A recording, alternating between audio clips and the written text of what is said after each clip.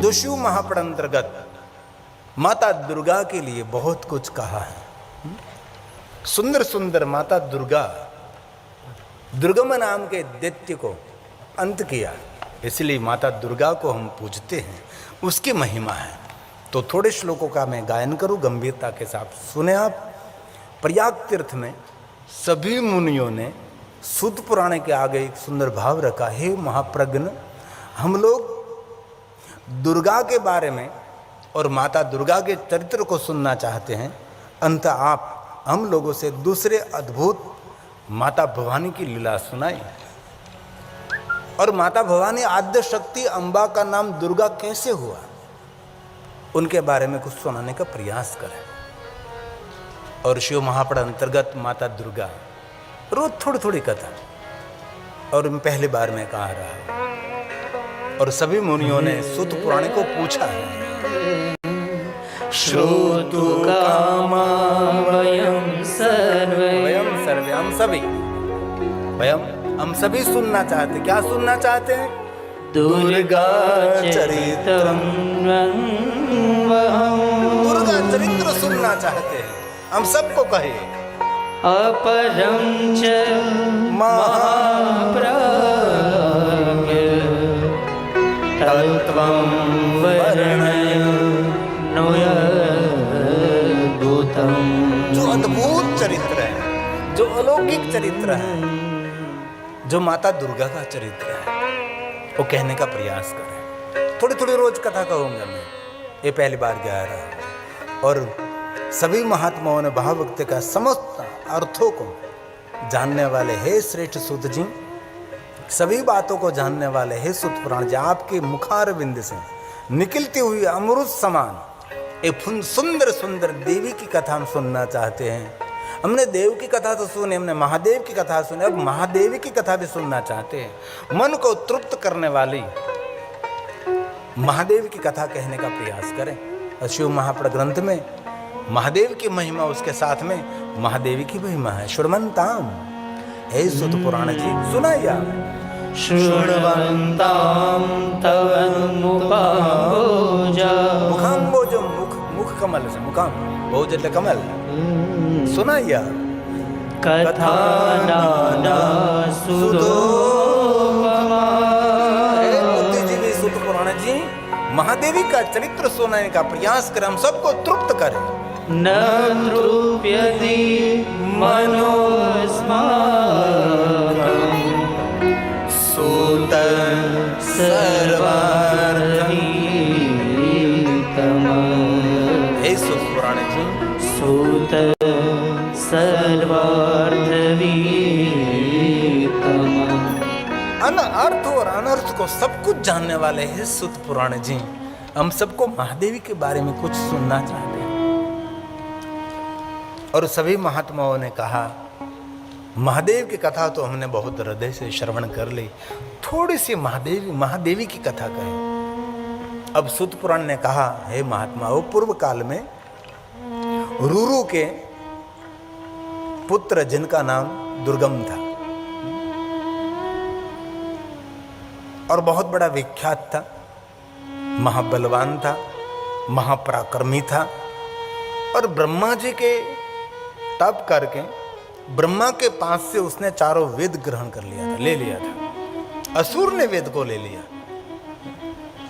इसलिए ग्रंथ कोई सज्जन के हाथ में आ गए तो बहुत सारा अच्छा हो सकता है, लेकिन कोई दुर्जन के हाथ में आ गए,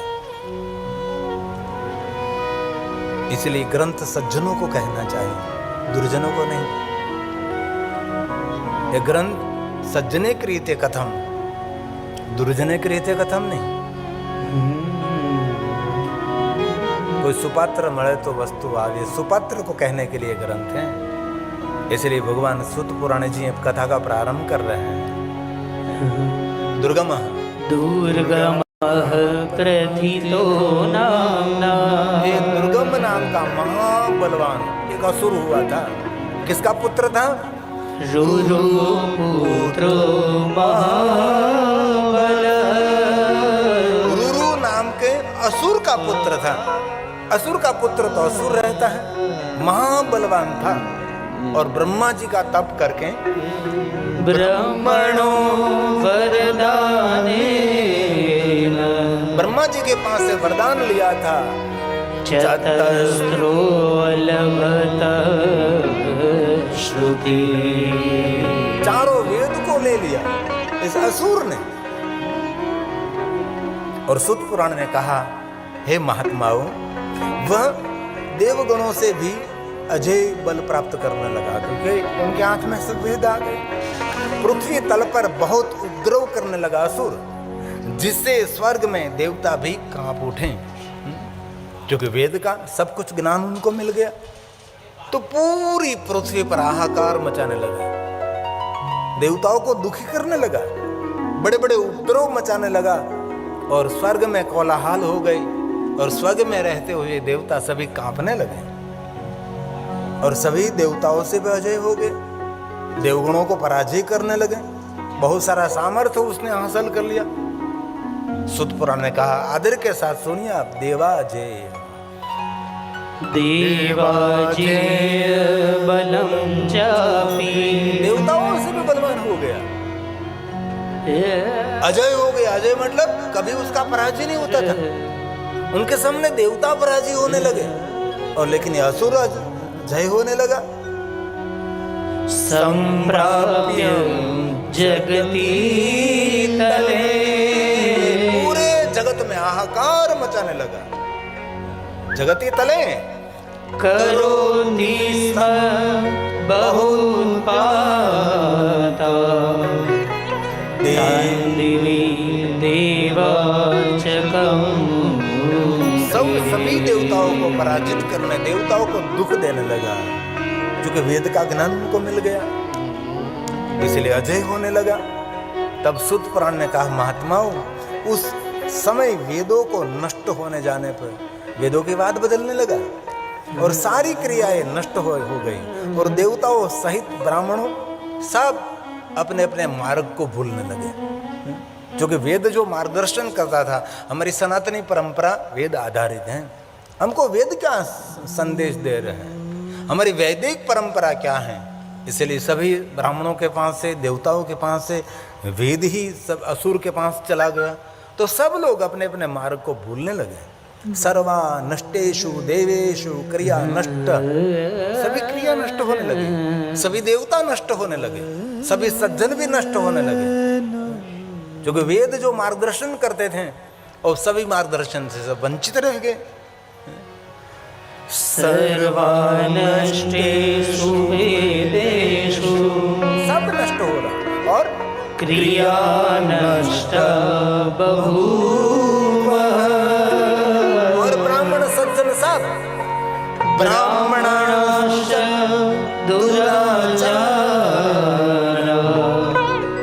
बभूव ससुरास्तदा। सब अपने मार्ग भूलने लगे, क्योंकि जो आज इतनी बड़ी बड़ी कथा हो रही, तो हम सबको कुछ न कुछ तो मार्गदर्शन मिल रहा है, और ये कथा हम बंद कर दे तो कहीं कोई धर्म प्रवचन नहीं, कहीं कोई धर्म का पारण नहीं, और कहीं सत्संग नहीं, और कहीं कथा कीर्तन नहीं, तो ये समाज सब नष्ट हो जाएगा। आजकल ये सब कुछ दिखाई रहा है, सब समाज में बहुत सारे फूल खिले हुए दिखाई दे रहे हैं, वो कारण क्या है? ये कथा है। बहुत लोग होते हैं विवाह में बहुत बड़ा फंक्शन करते, वो तो वहाँ उसका विरोध नहीं करते, लेकिन कथा का ये क्या जरूर है समाज को। लेकिन इस समाज को संगठित रखने के लिए, समाज को आध्यात्मिक क्षेत्र में आगे ले जाने के लिए बहुत सारा योगदान कथा का है। अब इतने भाई बहन कथा श्रवण कर रहे हैं, और आप एक एक व्यक्ति को संदेश देंगे, ऐसा करना चाहिए भाई, ऐसा करना चाहिए, ये मार्ग से, ये मार्ग गलत है, तो कितना बड़ा काम हो सकता है।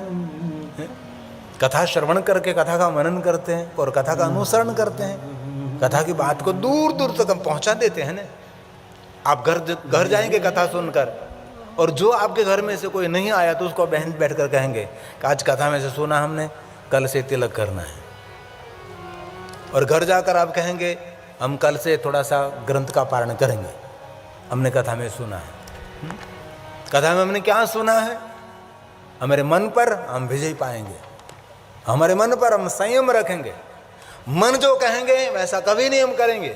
हमारी आत्मा जो पुकारेंगे और आत्मा का आवाज हम सुनेंगे, हमारी आत्मा जो हमको प्रेरित करेंगे वो हम करेंगे। ये संदेश आपके घर तक पहुंचेगा, आपके बच्चों को कहेंगे, आपके माता पिता को कहेंगे, आपकी पत्नी को कहेंगे, आपके पति देव को कहेंगे। पति को देव कहते हैं लेकिन देव है नहीं ये पता नहीं मुझे।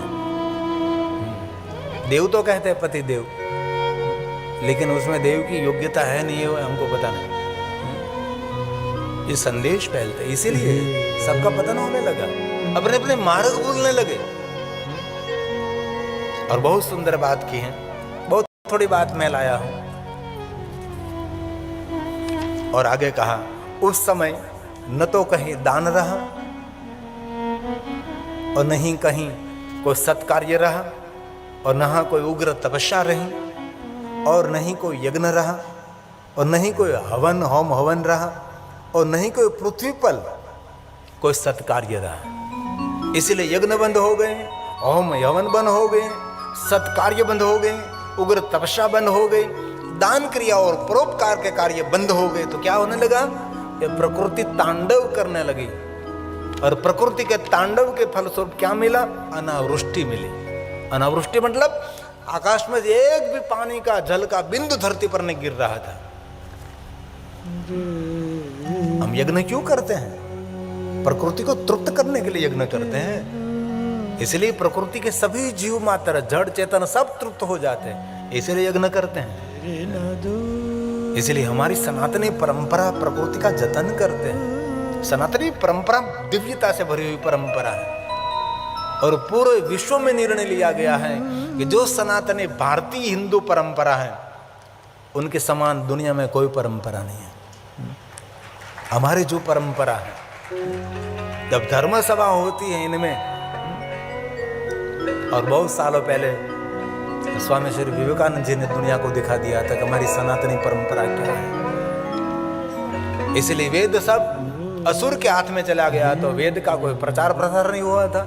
इसलिए क्या हुआ समाज के अंदर, न दानम न तपो, न दानम न तपोत्युग्रम, उग्र तप भी नहीं रहा, और न यागो हवनम कुछ भी नहीं रहा।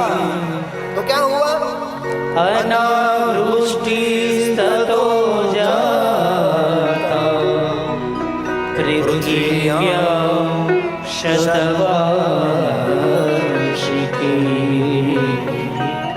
पृथिव्यां शतवार्षिकी। 100 वर्ष तक बारिश नहीं हुई। शतवर्षा की कुछ भी नहीं हुआ। तो सब लोग दुखी दुखी दुखी हो, तीनों लोकों में हाहाकार होने लगा। सभी लोग भूख प्यास से पीड़ित होकर अत्यंत दुखी होने लगे। जो यज्ञ बंद हो जाएगा, पूजा अर्चन बंद हो जाएगी, सत्संग बंद हो जाएगा, उग्र तप बंद हो जाएगा, भगवान का भजन हो जाएगा। सभी सत्कर्म बंद होने के बाद तीनों लोकों में हाहाकार हो गया। इसलिए कभी पूजा अर्चन दर्शन यज्ञ यागादि और कथा कीर्तन सत्संग का कभी द्वेष नहीं करना चाहिए, उनका कभी विरोध नहीं करना चाहिए। ये सब ये दुर्गम असुर ने सब कुछ बंद कर दिया। इसलिए क्या हुआ, हाहाकार। हाहाकारो महानासिन त्रिषु लोकेषु दुःखिता, तीनों लोगों में सब दुखी हो गए। अभवंश जनाः सर्वे क्षुद्रोभ्यां पीडिताः कृशम्। सब पीड़ित हो गए, सब दुखी होने लगे। जहाँ देखो वहाँ दुख दुख पीड़ा पीड़ा। सभी नदियाँ समंदर और बावड़ी कूप सरोवर जल विहीन हो गए। वृक्ष सभी सूख गए, लता लुप्त हो गए, सब कुछ नष्ट होने लगा। क्यों नष्ट होने लगा? क्योंकि दान तप आराधन सत्कर्म सत्कार्य यज्ञ याग आदि सब परोपकार, सब कुछ बंद हो गए, क्योंकि जो वेद मार्गदर्शन करते थे वो वेद दुर्गम नाम के असुर पर चला गया। इसीलिए सब कुछ समाज में जो मार्गदर्शन हो रहा था, वेद सम्मत जो जीवन हो रहा था, ये सब कुछ बंद हो गया। इसीलिए सभी समाज में ऐसा ऐसा दुख, सरिता सूख गई, सरिता सरितः सागराशैव वापी कूप शशंसिता। में से पानी चला गया, बावड़ी में से पानी चला गया और सरोवर सूख गए, सब जल निर्जला हो गया। निर्जला अभवन् सर्वै और संशुष्का वृक्षविरूढः संशुष्का वृक्षविरूढः। और पूरा जंगल वृक्ष सब कुछ सूखने लगा। तब दिन चित्त वाले प्रजाओं ने महान विपत्ति देखकर देवता सभी मिलकर योगमाया के पास गए। योगमाया कौन है? महेश्वरी। महेश्वर के शरण गए। शरणम याता योगमाया महेश्वरीम। तब सभी देवता, सज्जन, ऋषि, मुनि सब योगमाया माता भवानी महेश्वरी के पास गए और बाद में महेश्वरी ने सबकी रक्षा की। इतने कथा बाद में हम कल कहेंगे।